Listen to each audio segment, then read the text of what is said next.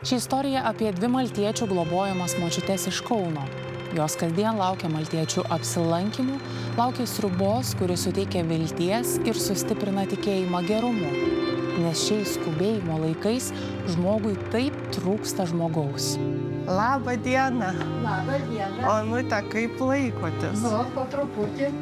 Onutei 76. Pirmą kartą ją matydamas pagalvoji, kokia žvali ir energinga, bet viskas yra kitaip. Dėl klastingos ligos moteris vos paeina ir tik su vaikštynė, ir tik jai netoli, iki prausyklos ar po kambarį. Į kiemą jau nebeišeina. Kad jai reikia pagalbos, maltiečiams pranešė senolės draugė. Aš pati negaliu stovėti prie viryklės, nes aš su vaikštynė vaikštau. Man neleidžia sveikata stovėti ilgai. Onutei labai sunku pakelti net savo rankas, jei net sriubos šaukštą ilgai laikyti yra sunku.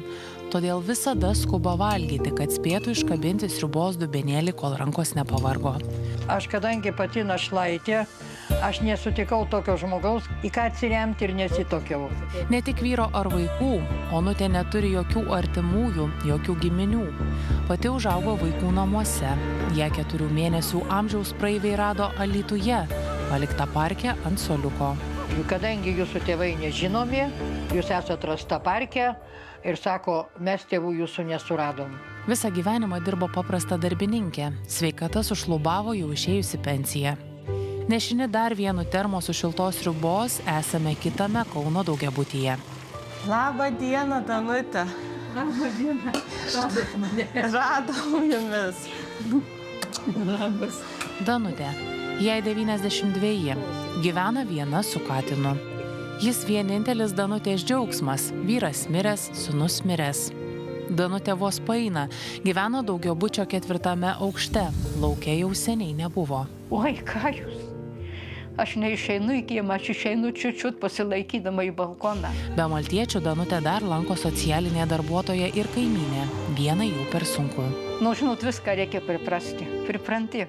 Iškart labai sunku buvo. Taip moteris kalba apie dėl senatvės ir suprastėjusios sveikatos pasikeitusi gyvenimą ir jo kokybę. Ką norėt, metai savo daro.